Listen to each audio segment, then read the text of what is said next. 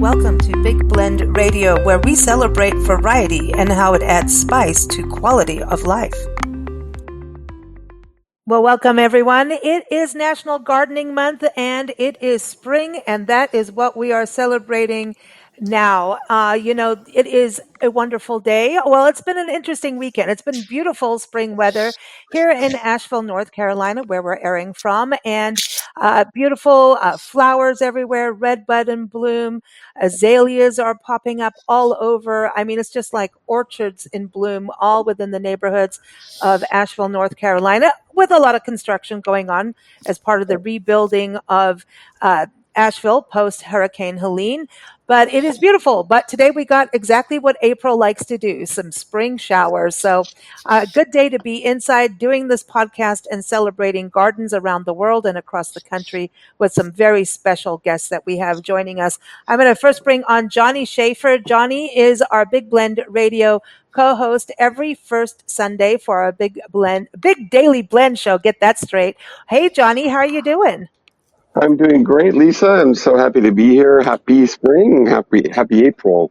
And happy gardening month too. Yeah. I mean, hey, listen, we're doing this all audio. Normally we do our video, on Zoom and everything, but we could be celebrating International Naked Gardening Day next Saturday. It's the first Saturday of May is Get Naked in Your Garden Day. Wow.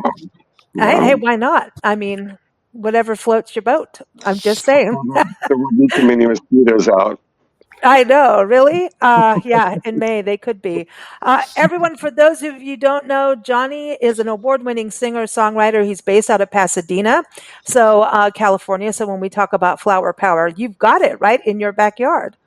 Oh yeah, I mean, year-round there's always activities going on to prepare for the Rose Parade every year, and then we've got the hills where the wildflowers are blooming, and there's also always lots of flowers around.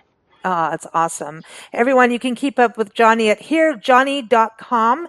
And also, we've got, if you go to blendradioandtv.com, you'll see this link on there for the Spring Garden Party. We also have an awesome music playlist. And for those listening after the live broadcast, we'll have that link up there for you so that you can check out our playlist. And we started that playlist last year, Johnny, last spring, actually.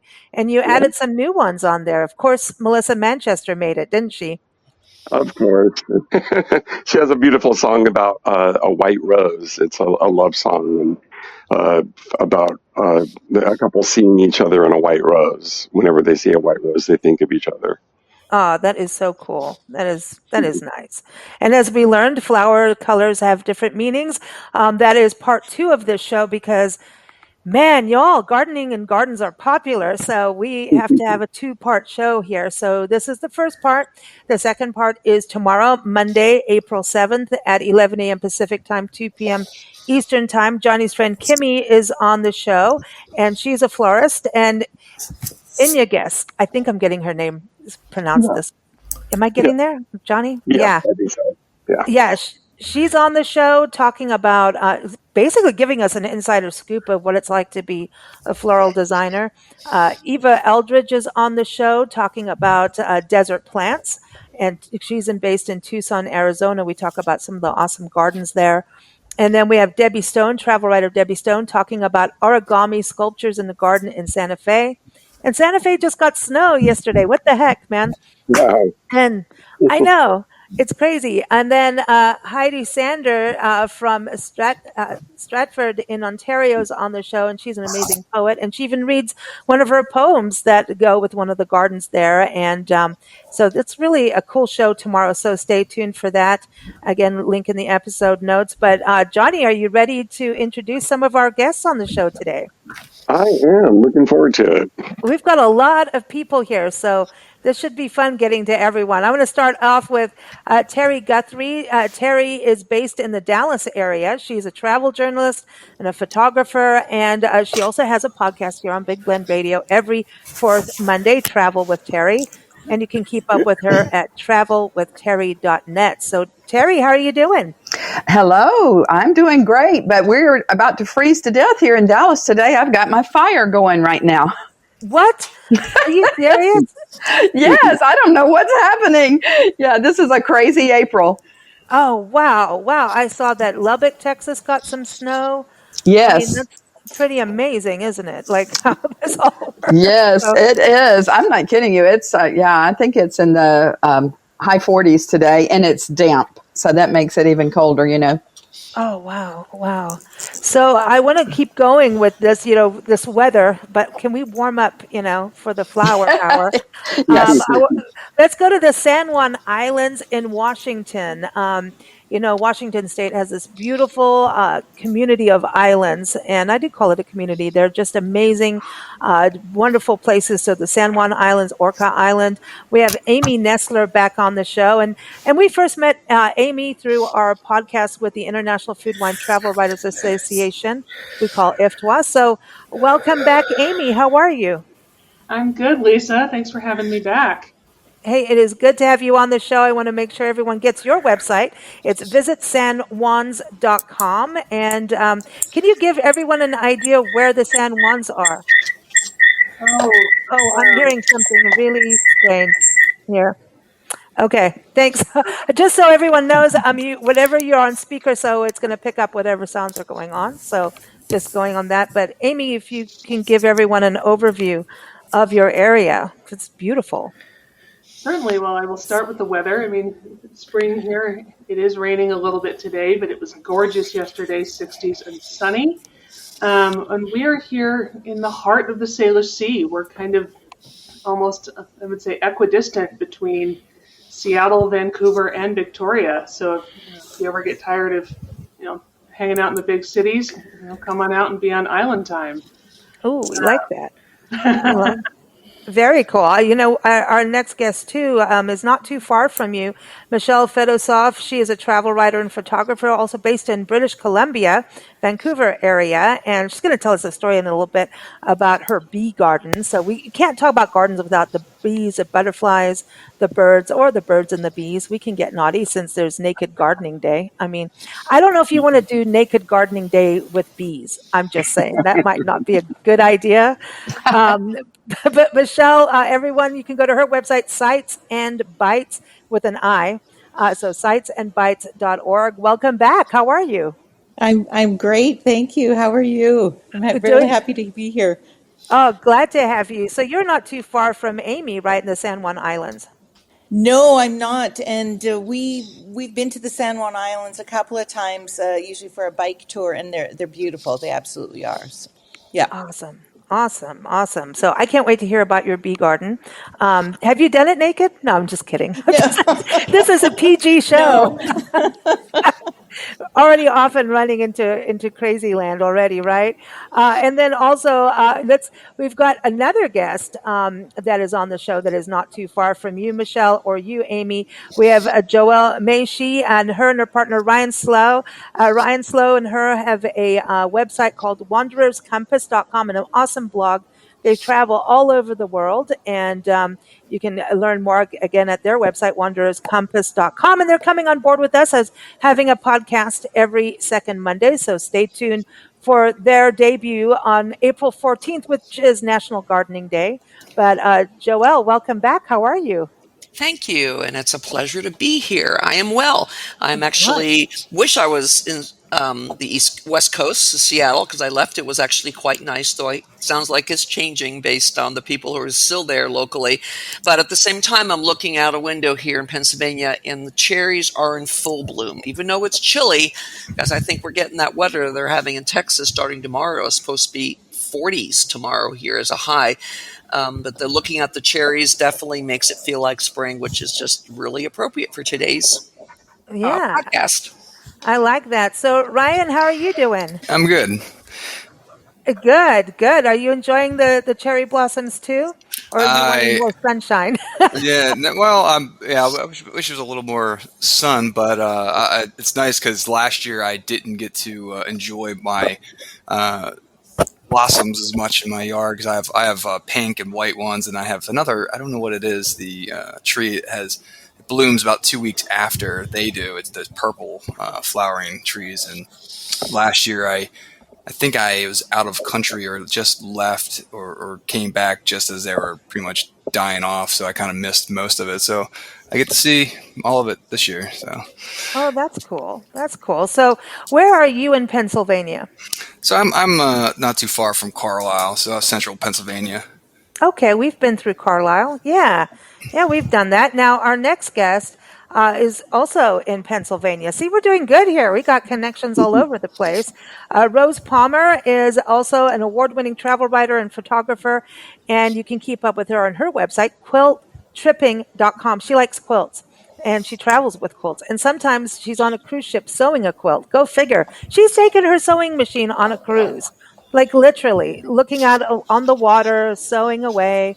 I think that's pretty cool. She also has a podcast with us, Quilt Tripping with Rose, every second Thursday. So welcome back, Rose. How are you? Oh, Rose is. I'm not hearing you, Rose. There I am. Okay. Sorry. Oh, there you are. Hey, she was sewing. I'm just kidding. But it is true. You do take your sewing machine on a cruise once in a while, don't you? If it's a cruise with a lot of sea days and it leaves out of the U.S. and comes back to the U.S. so that it's easy for me to transport my little travel sewing machine, then yes, I do. Normally Yeah. not on international trips. Okay. Okay.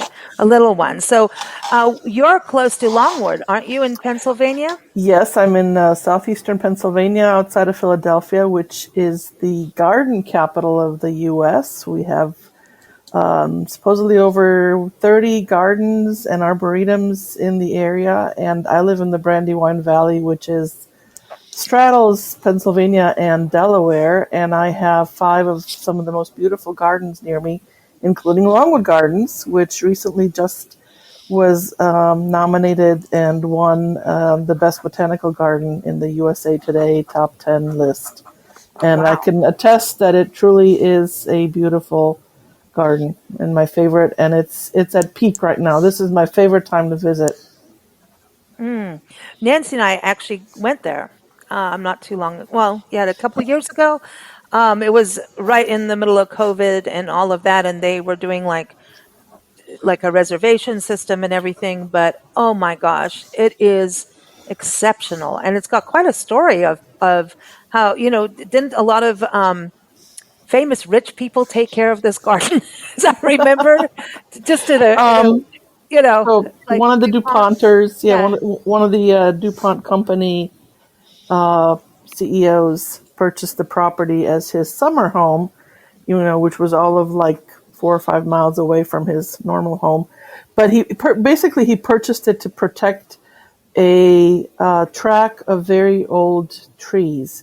The property was up for sale and it was in danger of being purchased for development. And the trees, I think, were maybe 100 years old when he purchased it, if I remember right. They were quite old. And so he purchased it and to protect those trees. And then he built, he was very much into gardening, had traveled around Europe and was inspired by many of the beautiful gardens in France and Italy. And so he built Longwood Gardens with many of the elements of those gardens that he visited when he was in Europe. And so when you come to Longwood Gardens, you see it's almost like being transported to Europe for an hour or two. Very nice. I loved it there. I loved it. I want to get up to our next guest who's not too far away from you. I don't think anything's far, apparently, but Julie D. Suman, she is a travel writer and photographer based in Maryland, and she loves nature like we do, and gardens and flowers and birds. And actually, the first time she came on the show, it was with the IFTWA, International Food Wine Travel Writers Association show. We talked about an aquatic garden, Kenilworth, right? Julie, welcome back. Yeah. Hi, Yeah, thanks for having me. that's a killer garden in your backyard, It is, and it's Kenilworth. kind of a hidden gem because people don't know it really exists. So I was Yeah. happy to talk about it. Oh, I love that. I love that. And I know we're going to talk about more gardens and what everyone has in their backyard on the show because it is, all about gardens today and spring because we like to celebrate this. But as I was saying at the beginning of the show, that we do have a music playlist. So I want to go around and see if anyone here on the show has any songs that they want to add to our music playlist. Terry, I mean, you're in Texas. You've got music in Texas. Do you have any songs about flowers or plants or spring that you love? Well, of course, the Yellow Rose of Texas. Oh my, how could we have left that off? Oh my God. Yellow Rose of Texas. All right, Johnny, we got a lot of roses going on in this song We do. show. Yeah, Yeah. yeah.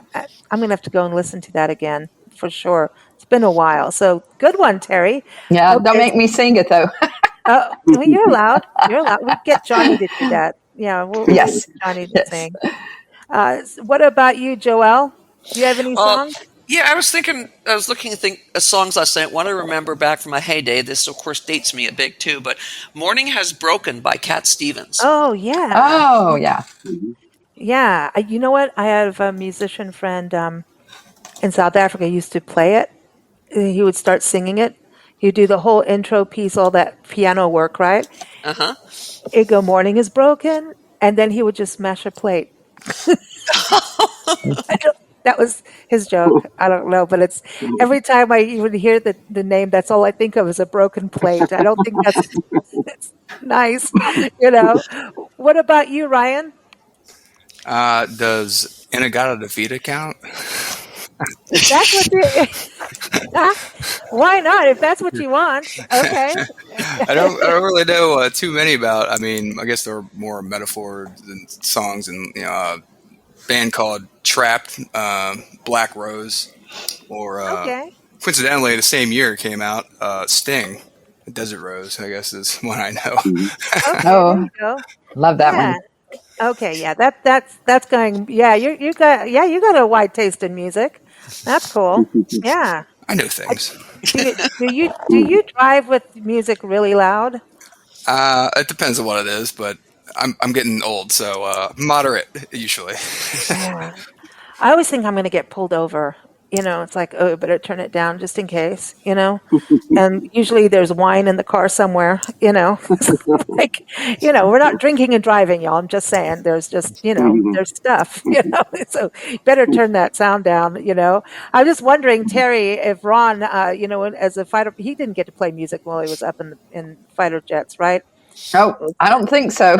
I don't think I so. think No. they're a little bit too busy to be listening to music, I think. But I don't Yeah. know. You know, maybe I know he flew his F-15 several times, they say, over the pond to Germany. And you know, the fighter jets that he flew, the F-15, is just one person in there. So I imagine he would have really appreciated some music. I'm not aware Yeah. that they had any, but yeah, that would have been a great idea to help keep him awake, I guess. Well, I know Mike Guardia, who's been on our shows over the years, is a military historian and also served.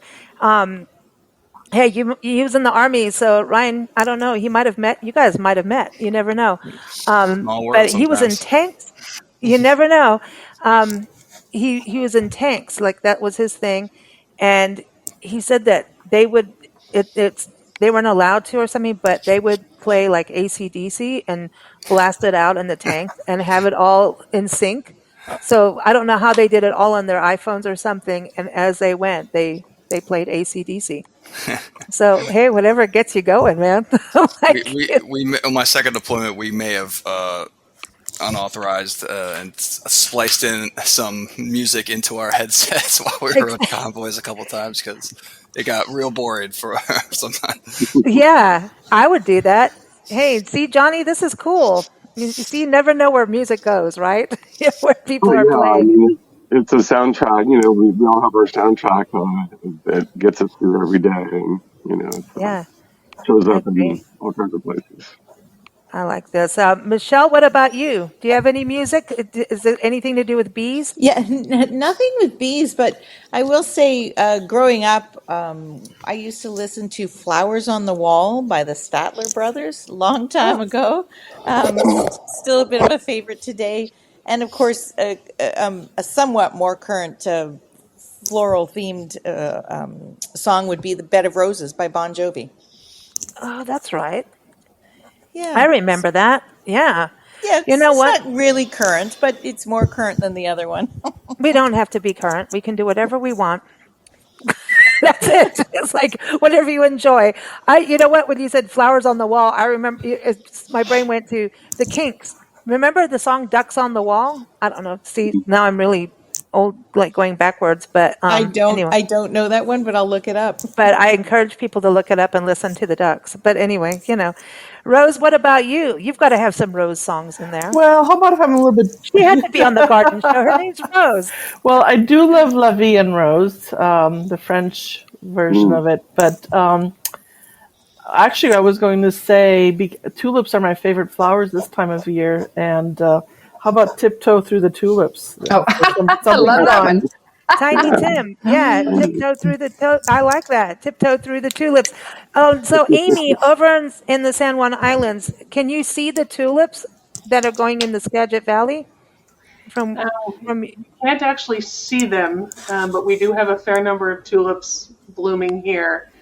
But I will just add song-wise, since we're here in the middle of the Salish Sea, bring the ocean into this and go with Octopus's Garden by the Beatles. Oh yeah, that's great. I love that. Oh, didn't Ringo write that one? It sounds like a Ringo song. I think so. Yeah, yeah. Well, I know that Joelle's eaten a really big octopus in Portugal. I'm just saying, right? Yes, I Joelle, did. a whole. Did you eat the whole thing? I actually ate the whole thing. I think Ryan took 2 bites, but other than that, it was all me. And I just felt I had to, just because everyone around me ate their whole octopuses. I didn't want to be that person who didn't. Oh, they're so intelligent. Did you feel like your brain matter go up or something? Like, I definitely felt a protein surge after, oh, because it was a okay. lot of protein. It was big. It was a big thing. There's a picture on one of our pages on the site, and it's to this day it's still one of those things I'm thinking I can't believe I did it. But Hmm. the chef was so impressed. He came out and actually acknowledged us and said, "Oh my gosh, I can't believe you ordered it. I'm so excited." So it was worth it. It was well worth it. But boy, that was a long meal from Mm. eating that whole lobster. I mean, a whole octopus. I wish it was a lobster. Oh, I was going to go, Amy. Speaking of the sea, let's talk a little bit about the gardens that people can find in the San Juan Islands. Because as I recall, your whole area is gorgeous, and this time of year it starts to, it's lush. You're in lush land, really beautiful area. So, yeah, what can people experience in the San Juan Islands for Yeah. gardens? Well, going back to the Tulip Festival for a moment, just because most people to get to the San Juans have to come up through the Skagit Valley. So I do recommend, like, if you have the time, take a few days, experience the Tulip Festival this time of year, and then jump on the ferry and come out here. And really, one of my favorites actually is our San Juan Island Sculpture Park. On the northwestern side of San Juan Island. It's not quite a garden as you would traditionally think of one, but it is a really beautiful park, 20 acres with 150 sculptures. And this time of year they call their Daffodil Frolic, and there's 8,000 daffodils across the sculpture park, Wow, followed by another like 5,000 irises. So beautiful. in and among all that art. And, on every Wednesday or the first Wednesday of the month, there's a bird walk, like a guided bird walk with one of our local naturalists. It's just a beautiful spot. That is nice. I mean, and then to see the birds too. Yeah, Yeah, because do you get a lot of the birds that fly, the spring migration and all the different migrations? we do. We actually get more birds in the winter. So spring is kind of a transition period. Like all the birds that have overwintered with us have either gone back to the Arctic or they're moving on to other spots. So yeah, but then we start to get the migrating birds back. Especially right now, the rufous hummingbirds are starting Oh, to make an appearance. wow.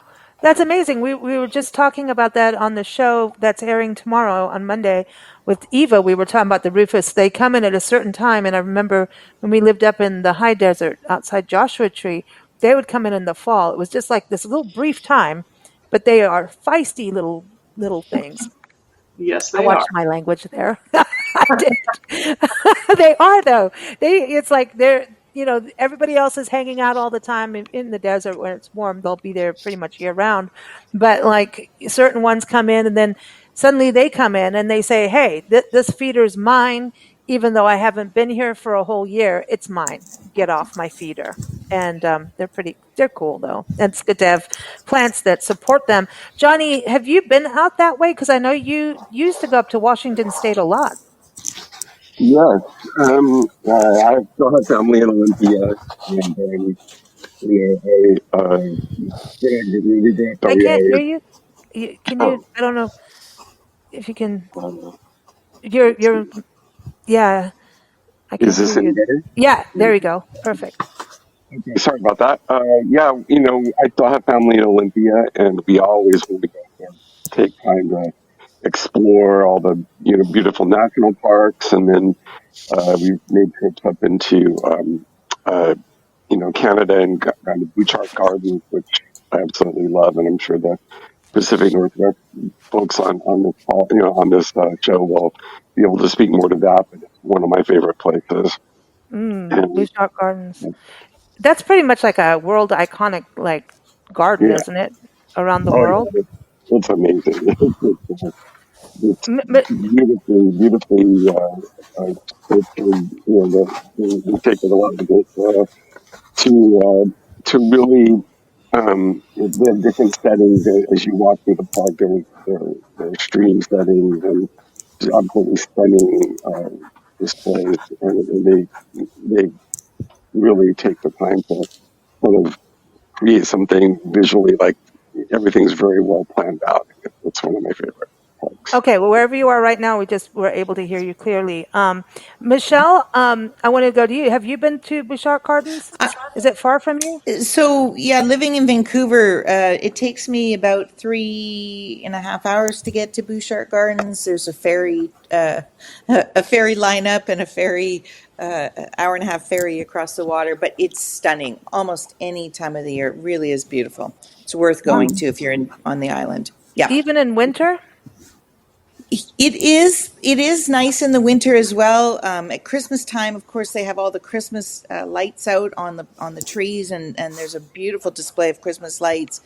And through January, February, it's more about the structural pieces of the garden, but it is worth visiting even in the off season. Yeah. Cool, cool. Has anyone else on the show been to Bouchard Gardens?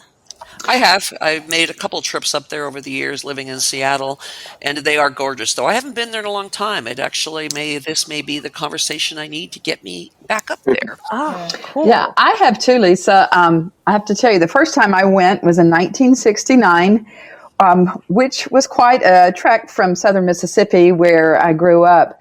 But my mother, she was very big in her garden club, and we Southerners really like our gardens, and she was on a mission to go to Butchart Gardens, and I really didn't even kind of understand the whole thing. I didn't know why we were going all the way to Vancouver Island to see these gardens, but once I got there, I got it, and it made quite an impression on me, and it's spectacular.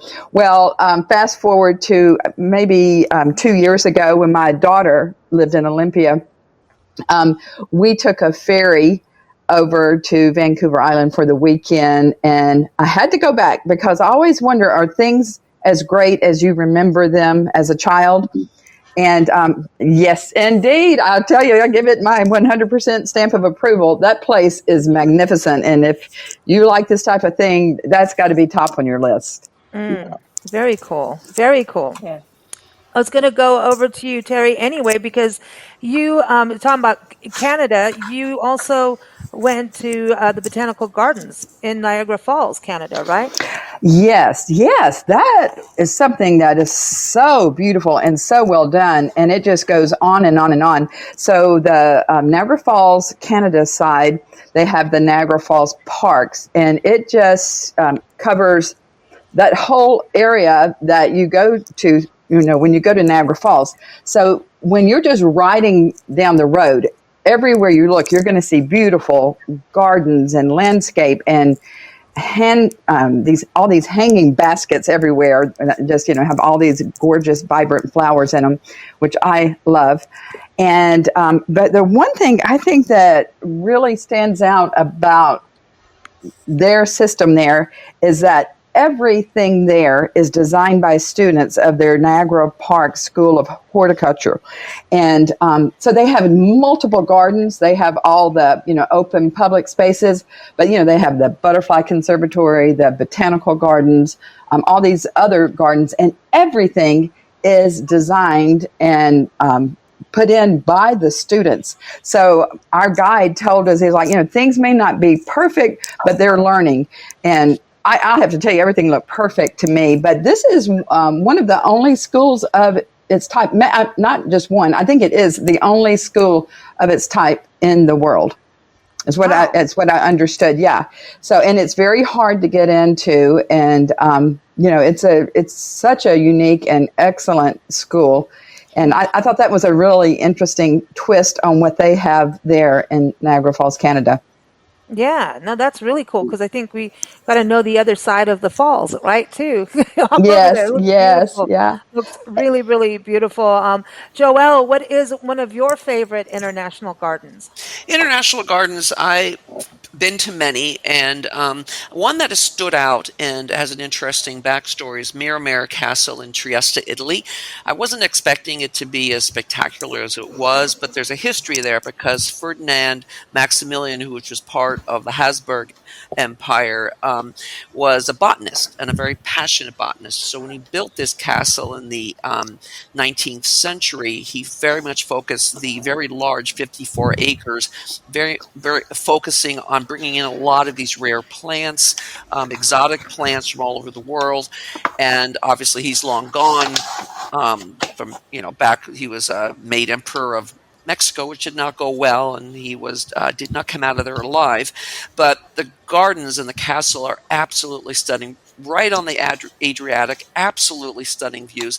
And the way these laid out in tiers, I was just actually floored at the beauty. It just took me back, and it was unique in his presentation. I mean, obviously, you've got places like Versailles and the beautiful gardens near Buckingham Palace, but this was unique, and his passion as a botanist really spoke, and he put a lot of effort into designing a very unique setting that has been maintained to this day. So that one, which was about 2 years ago I was there, I was really taken back by that. It still sticks with me despite all the gardens I continue to see. Wow, that's cool. What about you, Ryan? For you, what was a garden that's stood out so far, other than your cherry tree? Well, it's hard to say because I've never really paid attention. I've more like just paid attention to like the regions of where I'm, or like certain towns, just how they do things. Like the Alsace region and all those towns in France are amazing. But I mean, a couple of years ago, one of the last trips we went on, I think it's Schönbrunner Castle in Palace, Guards and Palace in Vienna, and that was a beautiful places there. I mean, just real expansive, and just it's that typical, luxury of royal kind of feel. Everything's kind of pristine and well laid out, and the paths, and then they have it's the Neptune fountain there, and they just have a lot of stuff. It goes all all different directions, and you think you're at the end, and then it goes up another Yeah. long distance to another fountain and another thing, and it's nice. When seeing places like that is always unique. Yeah, I like the fountain. That was one thing about Longwood Gardens, and Rose was the fountains for me. It is Longwood, Yeah. right? That I'm Yes. remembering. Yeah, the fountains, because they had like it did go in like an international feel for that. I'm trying to get my garden straight in my brain. But Longwood really has some gorgeous fountains too. I want to go over to Julie because Julie, you just came back from Egypt, but you've been all over the last few months. How many places have you been this year already? This year, see, let's see. I think just a handful. I mean, it is only April, but overall, I've been to like 48 countries. So yeah, I get around, and I've seen some gorgeous gardens along the way. yeah. But Egypt, to me, that's got to be kind of mystical. Seeing like, did you see like the desert, the iconic desert oasis? while you were there? We did. We went out to the Western Desert, and just the landscape is fascinating. The Black Desert and the White Desert, and then you're driving along, and all of a sudden there's just trees that are growing, and you're like, how is this even possible? So it's an amazing space to wander around. That's cool. I wanted to also go over to Rose because I know you just came back, right? You were just in Spain, Portugal. Did you see any gardens while you were overseas? Well, on your recent cruise? I did. So in Funchal on the island of Madeira, it's actually known for its flowers and its gardens, and they had a botanical garden there that was also tiered. And I was smart enough to start at the top and work my way down. And then the gardens around the Alhambra and the palaces in the Andalusia region were they were smaller as compared to like a Schönbrunn or a Versailles, but very pretty. That's cool. Anybody else got any international gardens they want to give a shout out to before we come back to the States? Can I? Well, I do love my Japanese gardens in Japan. I think Oh yeah. they're my favorite of all the gardens I've seen all over the world. All the temples in Japan, especially the major temples, have beautifully landscaped gardens around them. And I think for me, why I like them so much is because they are minimalist and they're perfect. There isn't a stray weed. There's no stray grass. There's you can when you see the workers working in the garden, they'll be on their hands and knees with tiny little clippers, picking out or snipping or picking out the weed or flower that's not supposed to be there. It's the attention to detail that is so visible in the Japanese gardens that really appeals to me. And they're beautiful any time of year. Whether you go in winter, you've got the structure of the way they prune trees and how they place the bushes and trees relative to the rocks and the sand. And then, of course, throughout the seasons, you've got the flowers and the flowering bushes and shrubs and trees. And it's always perfect anytime you go. Yeah, we love them. Japanese. Yeah, they're And awesome. Go speaking ahead. of Japanese gardens here in Vancouver, just wanted to let everybody know we currently have our cherry blossoms blooming, and Nice. we have a cherry blossom festival happening. Vancouver's got, I think, a little over 45,000 cherry blossom trees throughout the city. You see them everywhere, so it is definitely people need to come here. It's a highlight for me every year, even though I live here. It's a place you should come. Yeah. Yeah, Awesome. and I Awesome. just the cherry blossoms just finished blooming here in Washington D.C. and I went to the cherry blossom here. It's also a wonderful time of the year. It feels like spring when the cherry blossoms are pink and I puffy. need to get down there one of these Ooh. days when when that happens. See, we all know that. Yeah, Ryan's got a thing on cherry blossoms. That's his thing now. We know. We now know. I Um, guess now. I want to bring our next guest on the show, Barbara Redding. She's a freelance travel writer, a photographer based in Austin, Texas, which is known for the Lady Bird Johnson Garden and so many other things, including bats. Sorry, I have to bring up bats if we're going to talk about bees because bats and bees are pollinators. You can keep up with Barbara at barbararedding.com. And boy, she just came in at the perfect time because I know she wanted to go international with her garden choice. But welcome back, Barbara. Uh-oh, is she here? Oh, let's see if we can get her on here. Sometimes this is a whole way of doing things. It's all different. Okay, so I think, Barbara, you might be here. Okay, can you hear Well, me now? yes, you are Oh, here. good, What does good. it feel like to be here? No, thanks. I hope I'm here. I Good. think I'm here. Yeah, Anyway, you're yes, here. So, I was going yeah. to my international garden, of course, I had mentioned was the Kuchenhof. I'm joining a little late, so I hope you haven't talked about that yet. No, But right we saved now, it for if you you. okay, good, good. If you happen to be in the Netherlands, it's the place to be. Went to visit it. I guess well, it's over a year ago now, but this is the perfect time. I mean, I've never seen as many tulips in one place as they have at the Keukenhof Gardens. They are just spectacular. Amazing. They do bring a lot of people in, and so if you're going, you need to make sure that try to go during the week, not on the weekends. But it is just a spectacular show of tulips. And I guess as someone who grew up in the Midwest but now lives in Texas, you just don't get tulips here. Yes. The Lady Bird Johnson, the Wildflower Center is fabulous, and of course, bluebonnets are what Texas is known for. But Mm. tulips, you might get a bloom one year, and after that, nothing. So Oh, it you have was to really a plant. treat from.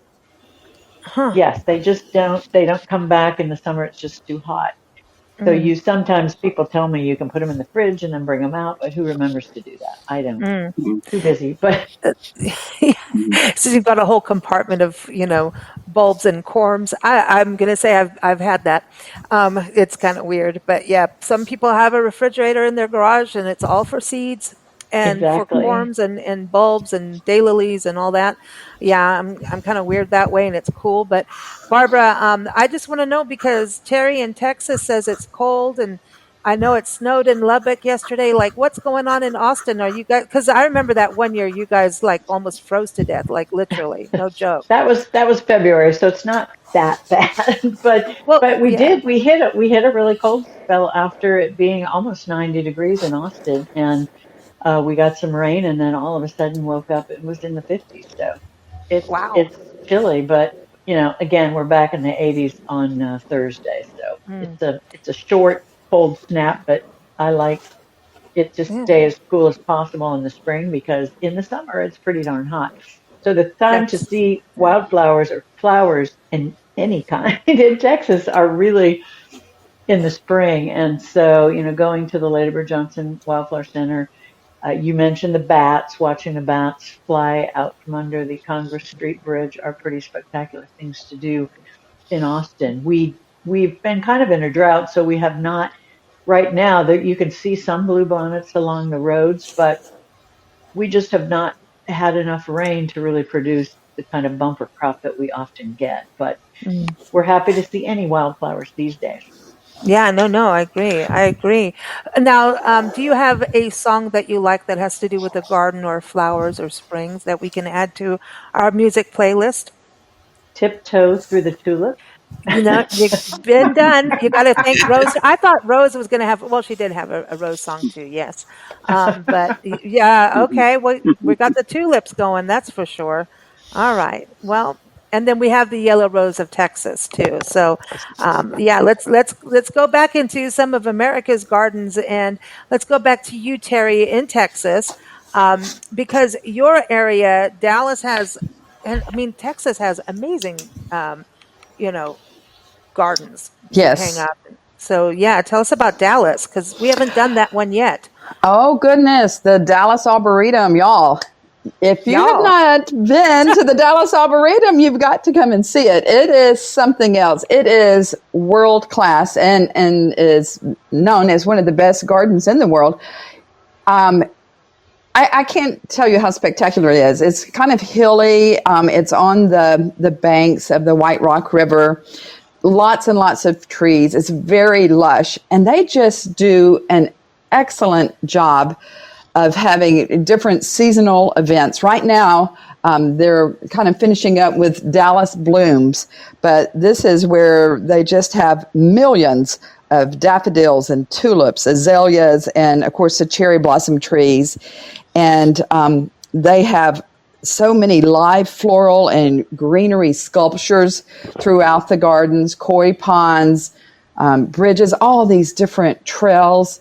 They have several nice restaurants there. A couple of, well, not a couple, but it's like a big mansion that was someone's way back in the day. I can't remember his name, but they basically gave this land to the Dallas Arboretum. So in this mansion is where they have the restaurant that's very good. I go there a lot of times at Christmas because at Christmas, I'll just have to venture off into December real quick. But they have the 12 days of Christmas, and they are the 12 days, but there are these multi-million dollar, I don't even know what you call them, these huge structures that are the 12 days that are scattered throughout the Dallas Arboretum. They could not be more elaborate and more spectacular and more beautiful. And I have seen it for years, and I go back every December to walk through the gardens and to see it. That is one of my favorite things. They also have this huge German Christmas market also there at Christmas. But every season is great, and they have concerts there monthly. In the summer, they're actually weekly, and then they hold workshops there too that I love on gardening, or it may be like a wine tasting. But they're very active. They have so much going on, and it is just a favorite of locals, and it pulls in a lot of tourists from around the world. So we're very, very proud of our Dallas Arboretum. I like the wine tasting in the garden. I'm just saying. That sounds Yes. like a plan. That sounds like a plan. I'm all in. We haven't gotten to that part of the party yet. Where are my manners? We should have been handing out, champagne by now. Like, That's right. we're late. We're late on the champagne. Somebody's in trouble. The pink sock monkey called Priscilla, our little mascot's in big doo doo. I think, when it rains, she goes and, goes under our block or something. But I love that. These arboretums are so important where we are in Asheville right now. Asheville, North Carolina is known. The Biltmore estate obviously is like one of the biggest draws. The Blue Ridge Parkway, if you want to see wildflowers, and Pisgah National Forest are, exceptional. And it's firefly season coming up, and it's just wonderful to see everything come to bloom. But I want to give a shout out to the North Carolina Arboretum that is here in Asheville, because it's forest trails. It was designed by Frederick Olmsted, who really helped build the Biltmore and do the right thing in regards to the landscape. And the Biltmore has its own incredible gardens that are just world renowned. But the Arboretum has, so they have like all the native plants in spring, and like all the spring blooms that are native will be there. But they have the National Garden of Azaleas, and each state has an azalea that is for that state, and they have all 50 azaleas species in one garden. And every time I want to go there, we've done that, but always off season. But there was still some blooming. But I would say in the next week or two, they're going to be in full bloom if that trail is open. Some friends just went, but things are rebuilding here. So I got to give Asheville a shout out. But the other thing about the Arboretum, right now they have a National Geographic wildlife photography exhibit. They have art in the garden, and they have a quilt. So Rose, I'm just saying, I don't know if you've been to Asheville's North Carolina Arboretum, but they have a quilt garden, and you stand above and you look down, and it's a quilt of flowers. And that is super cool. Wow. Yeah, I Rose? would, yes, I'd like to see that. Yeah, I think you And must go. actually, if you go to Elkhart, Indiana, I think they still do this. In Amish country there, they have a quilt garden, not one quilt garden, but they have a quilt garden trail. And so different businesses have plant quilts made out of different flowers, annuals, in different quilt designs. Wow. So that's another one to add to your list. I know there's barn quilt trails, but I didn't know that about the quilt gardens. Hey, that is super cool. So yeah, I know you've got your longwood. Julie, you want to tell us about Delaware Botanical Gardens? Yeah, actually, I'm calling to you today from Bethany Beach out in Delaware. And the Delaware Botanic Gardens have been around since 2019, so fairly young. But it's incredibly interesting in that it's a neighborhood, community-driven desire to convert soybean fields into something that was beautiful. So this little town of like 1,500 in Dagsboro started the Delaware Botanical Gardens, and they chose to focus on native plants. And they went out and they hired a famous Dutch landscaper. His name's Piet Oudolf, who's designed like the High Line in New York City and all these high profile, gardens. He has designed the meadow at the Delaware Botanical Gardens. So it's just amazing how this small community landed a pretty famous landscape designer to help design their garden, and I'm incredibly intrigued every time I go and visit this garden. I love that. It's Johnny, up in your area, Descanso Gardens. It looks from what you've sent me, and that's pretty famous too. That they do a lot of native plants as well, right? They did. It was the property was owned by a gentleman named Manchester Body, and at the early part of the last century, and he just loved plants, and um, he has like a lilac, a section of all kinds of every kind of lilac he could find, thousands of camellia plants. There were certain flowers that he loved, and so he kind of specialized in those. And then he installed a lot of artificial streams and ponds, and so as you go through the park, it kind of has almost like themes, like different areas where he focuses on specific plants. He's got beautiful trellised trails where you're just walking under all kinds of different grapes and then roses and then at Halloween, they have a pumpkin festival. All through the park, there's just thousands of jack o' lanterns that have been carved by locals. And then at Christmas time, they have a big light festival there. So it's a kind of a year-round gathering. We have a lot of concerts in the park that are really fun to go to. You have a picnic, and you're just surrounded by this, beautiful nature. And so it's nestled in the foothills of the San Gabriel Mountains, and it's kind of close for a lot of people because there are several freeways that converge near there, so it's easy to get to, and it's a really beautiful area. It's a We've beautiful, also got beautiful. the Huntington Gardens are here as well. Johnny, you're going away again. I'm sorry, but can you just call back in or try from your computer? You're Uh, really going away. is, Sorry. is, this is this any better? What happens is my phone goes into sleep mode, I guess, when I'm talking. So is this better? Yeah, it's a lot better. Okay, Yes. sorry about that. I didn't realize. If I don't keep pressing the screen, it goes into sleep mode. I think is what's happening. Sorry about Oh, that. it's how dare it? Um, no champagne for your phone. But do you have you were talking about the Huntington Gardens because that's a popular garden.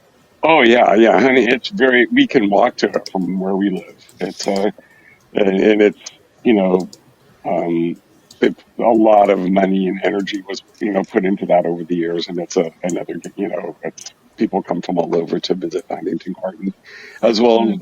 the Arboretum in Arcadia, and then we've also got the poppy field, up in Antelope Valley that we love to go to at this time of year, and Anza Borrego, the wildflowers in the desert. So, Mm. we're blessed with a lot of different terrains that lend themselves to different types of plants, and there's always something to see year round. It's really we're blessed here. Yeah, you are. It's a beautiful, in Anza-Borrego Desert State Park. It's the largest desert state park in the contiguous 48 states. Yes, It's amazing. yeah, 600,000 acres of, yeah. desert. And they've got these cool sculptures out in Borrego Springs, the town in the park that is really cool to see too. All right. So one of the things too, I wanted to talk about those who do garden. And, Michelle, that is something you discovered is to get out in the garden during COVID. You're in Norm's book, right? COVID stories, Yes, and he yes, I was on the am. show. Yes, I am. Yeah, yeah. Tell us about your bee garden, and everyone, you can go and read her story about it on her blog site because I think this is so cool. Go to sitesandbites.org. The link is in the episode notes too. But Michelle, tell us a little bit about your bees. Yeah, yes, I've come to really love my bees.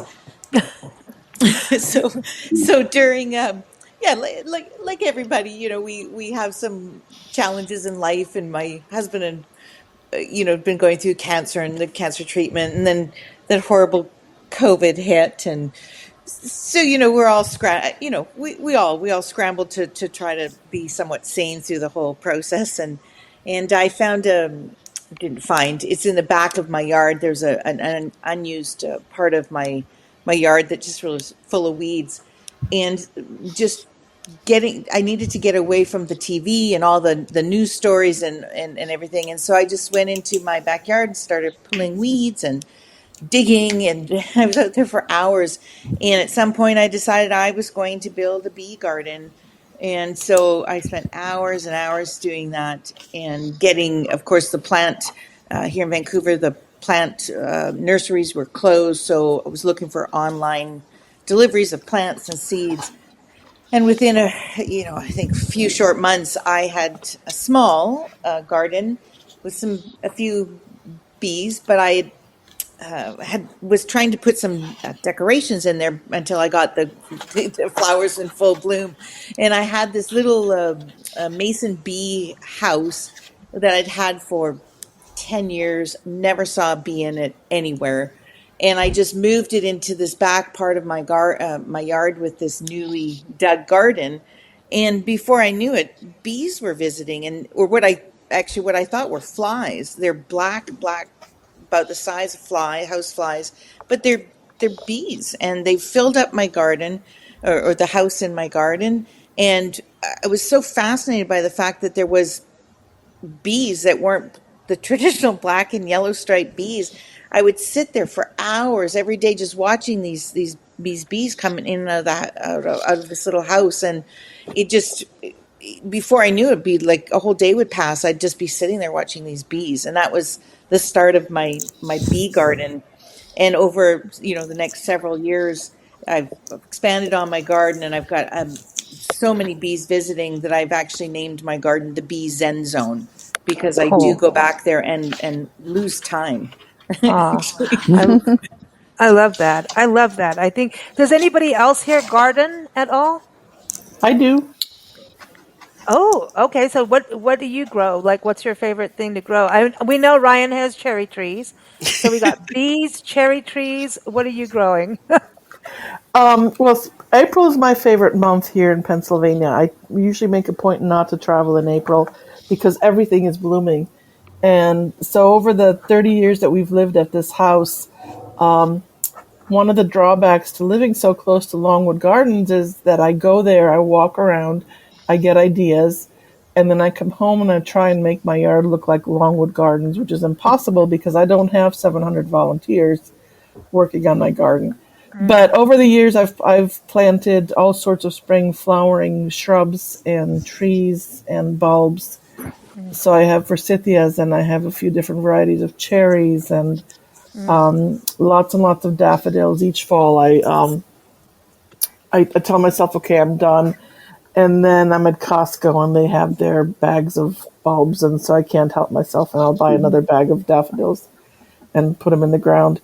And I think that's why I love planting spring flowering bulbs, because they're just so easy. You just put Yeah. them in, you drop them and forget them. And especially like the daffodils, which the deer don't touch. The tulips are a bigger challenge because the deer will eat them, and so I have to put And them in my roses. little and roses. Yes, so I have to put them in my little fenced-off vegetable garden area. But daffodils and hyacinths and Siberian squill and snowdrops and flowering pears and magnolias. I mean, pretty much Oh, dogwoods. So, I've kind of have over the years planted a starting to succession sound of, like a botanical garden. well, it's just one of each as opposed to like 50 of Oh, each, that's when you go into one of these big gardens. But so right now, it's my favorite time of year in my yard. I will look out the window and just be and feel like I'm in heaven because everything is blooming and it's full of color. And then of course by the end of April, early May, everything is green. But at well. least for a month, I have all this color. I think the color is really exciting.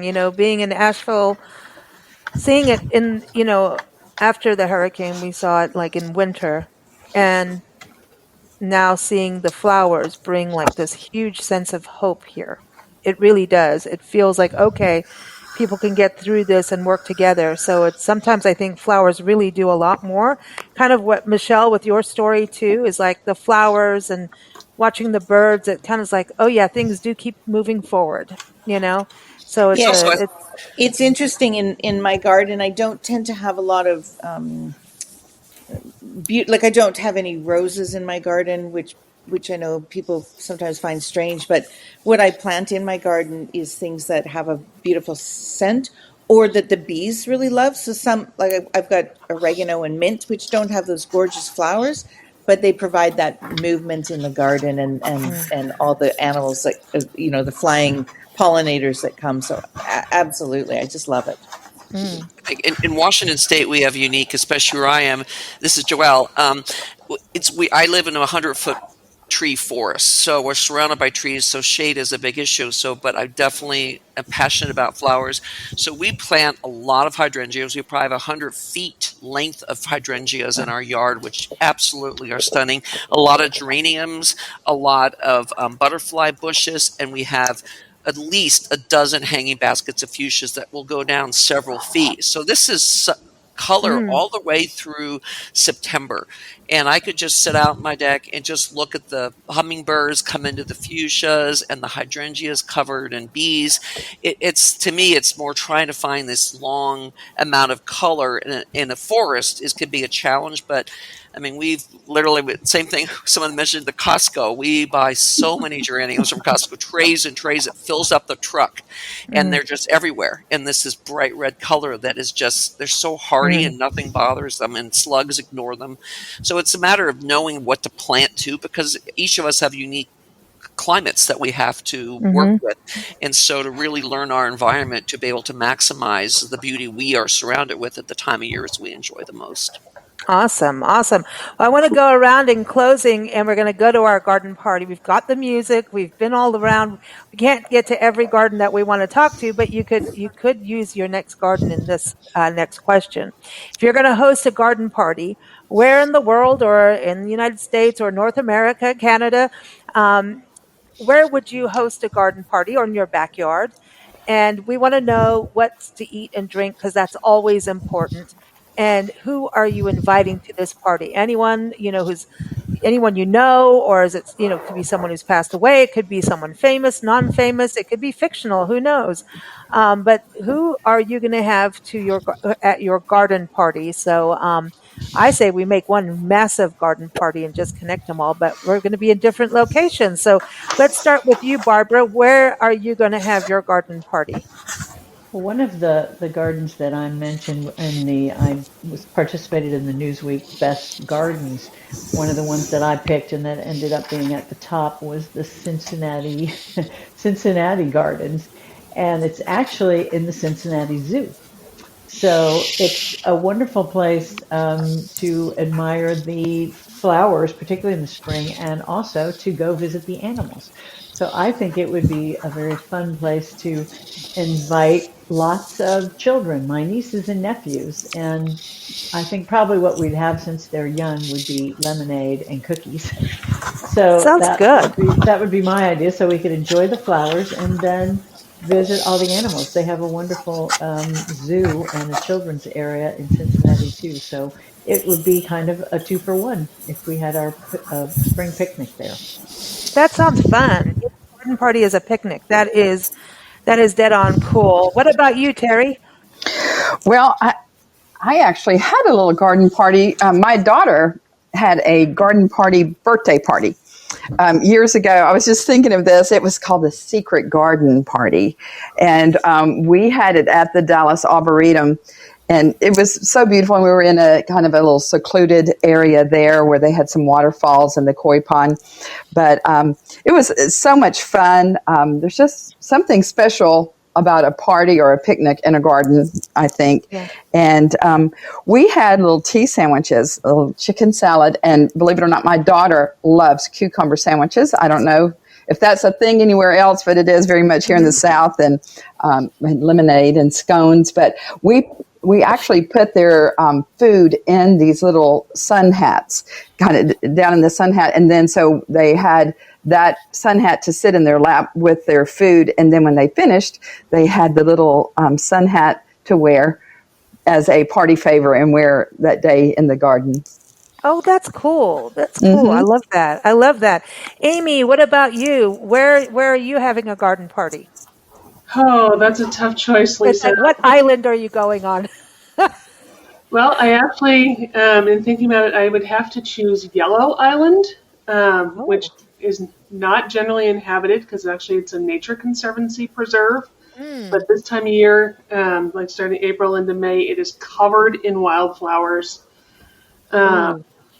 and it's just, I mean, you've got the camas, you've got chocolate lilies. I mean, Oh. it's spectacular. Um, oh, and I was gonna say, I'd probably kind of would have to go kind of the tea and cookie route. But if I were going for cookies, I'd have to get them from San Juan Island Sea Salt. They do Salt House cookies, and it is the best chocolate chip cookie I've ever had, ever. Oh. Ooh, that sounds good. Yeah, one of those makes everything better. Uh, Ooh. yeah, and it would probably, just be a party with all my friends. Oh, that's cool. That's cool. I like that. Let's go to you, Rose. Where are you going to host a party? In your botanical garden in your backyard? Almost in my backyard. I think I would want to go to one of the other gardens near me, Winterthur Museum and Gardens, and their gardens are spectacular in spring. Henry Francis DuPont was a botanist, and he planted a succession of spring flowering trees and shrubs and azaleas. There's a couple of acres of azaleas that always bloom beautifully around Mother's Day. But I would want to do my little garden party there, and I would do a traditional afternoon tea because I just love afternoon tea with the little sandwiches and the cakes and the scones Mm. and tea because I'm a tea drinker. And I would invite my group of girlfriends. I have a group of ladies that have continued to hang out together after having worked together for a number of years. And now that most of us are retired, we still get together. And I think I would want to have a nice little afternoon with them, surrounded by all this beauty. Mm. Very cool. Very cool. I like that. I like that. Michelle, what about you? Yeah, well, I can't invite anybody to my bee garden because I only have one chair in it. But if I was to do a fancy uh, garden party, I think I would absolutely head over to Bouchard Gardens in May or June. It's beautiful. With respect to what I would be serving, I have to admit I would probably have lots of bubbly pink wine and some little finger snacks. And I'd Nice. invite everybody I knew, but particular people who are photographers or painters, just to come and sort of paint and while they're drinking their bubbly pink wine. So that would be my ideal garden party for sure. That sounds fun. I want your bubbly. Yeah, Yes, I like you're that. invited. You're Thank invited. you. Thank you. Julie, what about you?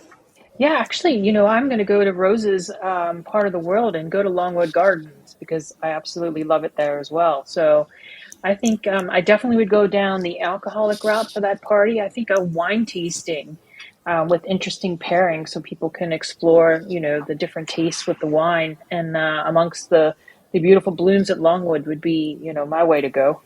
I would like an Very. invite to that party as well. Yeah, me too. I think I want to go Absolutely. to all of your parties, okay? Uh, So, Please. a little side note here, Longwood has recently purchased a winery that was adjacent to its property. So dude, we're all anxiously waiting we're to in. see what they're going to do with it. Yeah, they've done some great things up there, Rose. I think They you've have probably been. they have They've they've done a renovation. They've hmm updated the 1906 restaurant. They have new classrooms. It's just an amazing yeah. facility. Yeah. Yeah, Mm. they just unveiled their new conservatories and the new garden space that they've been working on for the last couple of years. So now I'm wondering what their next big project is going to be because they always have one going on. And they Mm. did just purchase a new property that used to be a big DuPont estate that is actually adjacent to the Winterthur Gardens. So, again, those of us that live in the area are curious to see what they're going to be doing with that space. Mm. Cool. Joelle, what about you? Well, I am a big fan of roses, but my first property actually had 175 different rose plants. So I Wow. was really passionate and then moved to a property where you can't grow roses because of all the shade. So, but I do miss my roses. And I would have a garden party at the International Rose Test Garden Portland, and they have absolutely an amazing collection, over 600 varieties of roses, and just the way they're laid out and how you can visit among them. That would be just in Washington Park there, where you have places to picnic, and there's acres of roses. That would be where I would have a garden party. I would, because I think roses and champagne go so well together, I would have champagne with finger sandwiches and finger desserts. So a very simple, but at the same time elegant presentation. And one of my favorite photography classes I took a long way back was when we went and photographed flowers in predominantly rose gardens. And at the time, I was living in L.A. And I still remember that. I would invite a bunch of photographers who could truly capture the beauty that we were enjoying this party in. I want to go. You're very welcome. We'd love to have you. Champagne and roses. It's the days of wine and roses. I love this. So let's go to you, Ryan. I'm gonna go a little easier because I would invite my mom. So she used to do a lot of gardening, and we'd always help her with the stuff back at the house where I grew up. So I'm gonna go Hershey's Gardens, Hershey Park, because it's simple, and then there's a lot of other things to do. But I'll go with traditional high tea because she's drinking a lot of tea these days. So do some high tea and fun things, and chocolate. Yeah, chocolate is good. Yeah, then there's that too, right there. Yeah, so. that is good. That is good. And make sure you also add the Hershey Spa. I mean, you can't go to the Hershey Gardens without going to the Hershey Spa. Yeah, so she needs to relax. So do we get to get in a tub of chocolate? Like melted chocolate? Yeah, well, not melted, but they do have a chocolate spa day, and one of the treatments is like a bath with chocolate scented bubble bath and salts. That's dangerous. I'd start drinking my bath water or something. That's dangerous. Johnny, where are you hosting a garden party? Well, I mentioned Descanso Gardens, and because they have all the infrastructure to have music, I would invite all my musician friends because I got a lot of them. Yeah, and I think party. we need to gather and just bring our instruments and everybody sing and play for each other, and then I always like to do it potluck because a lot of my friends have really cool ideas for food, and it's usually really diverse. And maybe bring their favorite wine and just everybody share food and share music, and you can spread out they have a huge lawn area, and just bring blankets and just hang out and eat and do music all day. I think it'd be awesome. I like that. Now, I'm going to go to a garden that Johnny may or may not know, but I'm going into his hometown area. California is Sequoia country, so there's Sequoia National Park and Kings Canyon, known for the giant sequoia trees. But in the little community, and the whole area is gorgeous, and it's like an agricultural capital of the world. And so, like now, all the citrus is in bloom. I mean, it's just amazing at this time of year, at any time of year. I love Tulare County, but there's a garden called Woodlake Botanical Garden in Woodlake, this little community of Woodlake. And they have some of the best tacos in the area. So I would have a taco truck come.